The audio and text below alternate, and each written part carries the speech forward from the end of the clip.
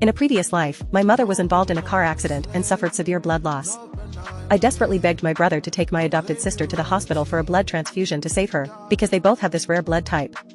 But after the blood transfusion, my sister escaped at night and drowned in the sea. He left a note accusing our family of treating him like a human blood vessel. My brother handled his funeral calmly and assured me that I didn't feel guilty.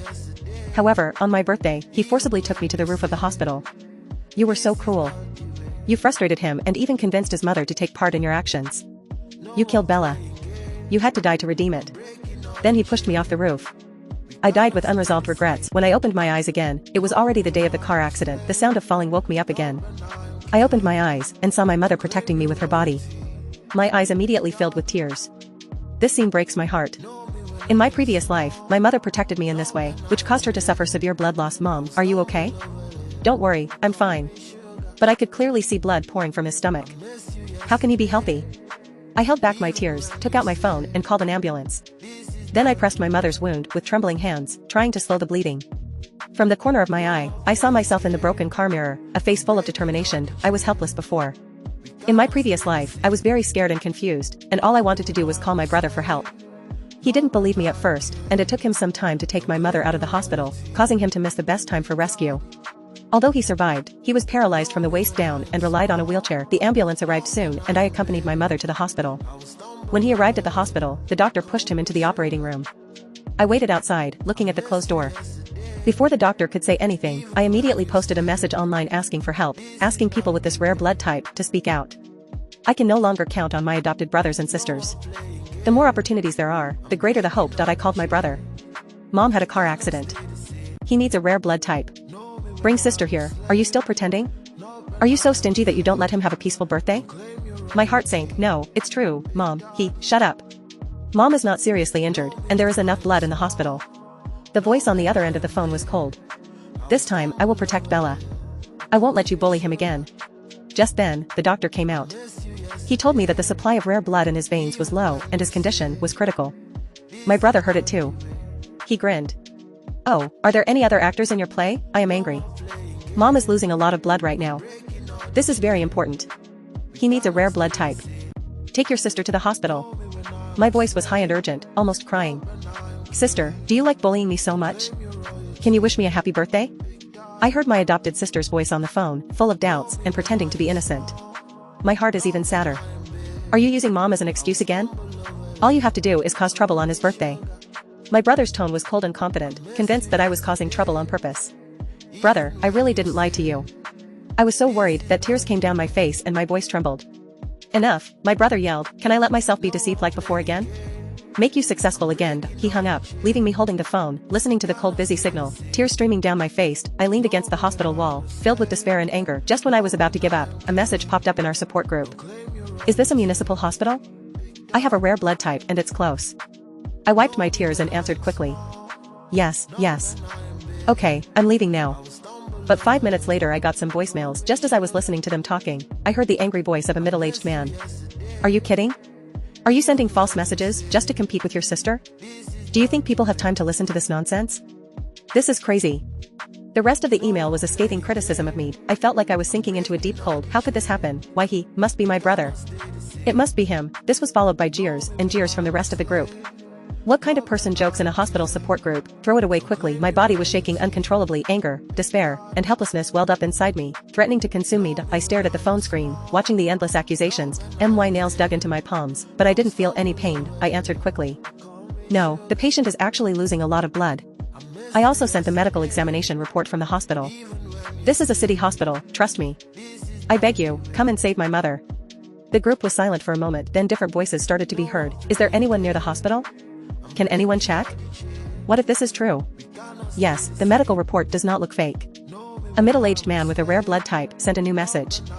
I will come back again and hope this is not a trap. I finally breathed a sigh of relief and thanked him profusely. Since I was waiting for a middle-aged man, I continued to look among my contacts for someone who could help me. Even if there is only a glimmer of hope, I will not give up. But after a series of phone calls, I only received disappointing responses. Either they don't have rare blood types, or their blood types are too different. I can only hope for this middle-aged man. Who would have thought that hope was dashed again? He sent another series of voicemails. I swear I really want to kill someone. Is it a good thing to make multiple mistakes? I quickly replied, no, I'm outside the emergency room. If you don't believe it, you can ask the doctor. This happened on Wall Street. You lied again. I just asked the doctor. The man's voice became excited. The doctor told me that the accident on Wall Street was minor, with only superficial injuries and no need for blood transfusion. No, this doctor lied to you, he lied to you. As soon as this message was posted, I was kicked out of the group. I keep trying to re-register but the administrator denies my request. I tried several times and everyone said no. I couldn't bear it and fell to the floor, sobbing. That's when Dr. Blair called. He is my brother's friend. Stop causing trouble. I have asked the administrators to fire you. Your brother is right, your mother spoiled you, and you only resorted to deception out of jealousy. Your adopted sister is so pathetic, please stop attacking him and wish him a happy birthday.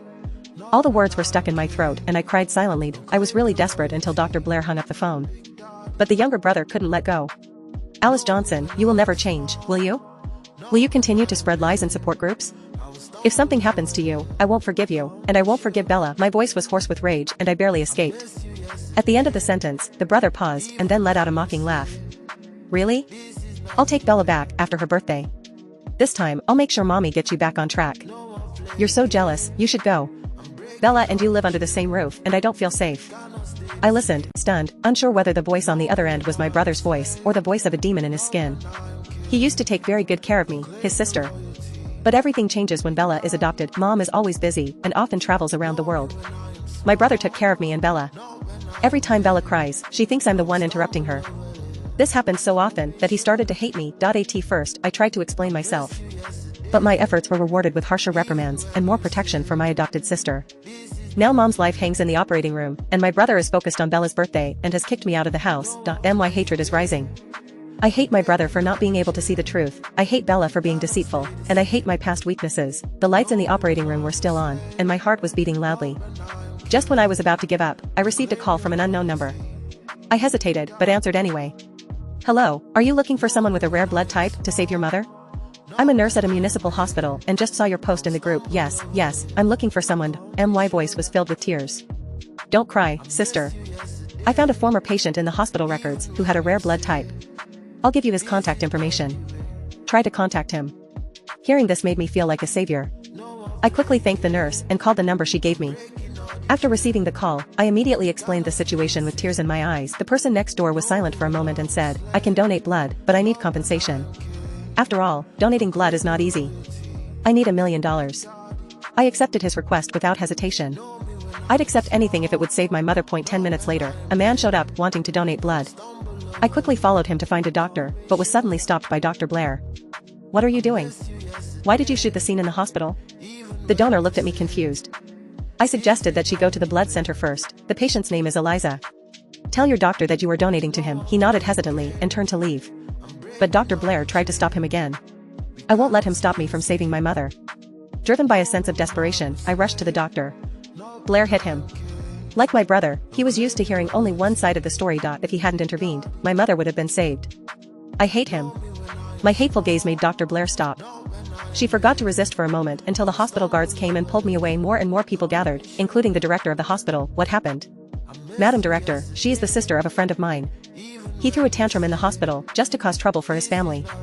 I wanted to hit him again, but the guard stopped me. Cora, you're such an idiot. If I wanted to trouble them, why didn't I crash Bella's birthday party? Cora was stunned for a moment, but then continued in a defiant tone. Your brother said that your aunt was in a car accident, so you took the opportunity to take Bella for a blood transfusion. It's like you made Bella believe she was just the family's blood bank. He's already frustrated and you're trying to push him away. I smiled bitterly and tears fell. I turned to the director and said, you heard it yourself, doctor. The Blairs at your hospital endangered the lives of patients and repeatedly thwarted my efforts to save someone. My mother was in a car accident and she needed a rare blood, but she misled the willing donors and even asked the group administrators to exclude me. Dr. Blair insisted, you are a liar. It's not like I just met you yesterday. I've been to your house several times and every time you treat Bella badly. The director was calmed. He immediately consulted other doctors and nurses. The nurse explained in a low voice, Mr. Director, this young woman's mother actually had a car accident, suffered severe blood loss, and needs a rare blood. He is in the emergency room now. Cora's face turned pale and she muttered, impossible, impossible. The director stopped listening to his excuses and took the patient to the emergency room. Cora followed him. The red light outside the operating room is still on, a clear reminder that the fight for life is not over yet. I sat on the bench and finally breathed a sigh of relief. Cora was shocked, shaking and looking at me in disbelief. How is that possible? But your brother and Bella. I ignored him and continued to look at the door of the emergency room. Frustrated and distressed, Cora kicked the trash can and continued trying to contact her brother. After a long wait, the call was finally connected. What happened? Daniel, your mother is really in trouble. Hey, so you were manipulated by Alice Johnson too? Cora slammed her fist against the wall in frustration. You're the reason I'm in big trouble. You were celebrating your birthday at this time. Okay, I'm done. I'll cut Bella's cake.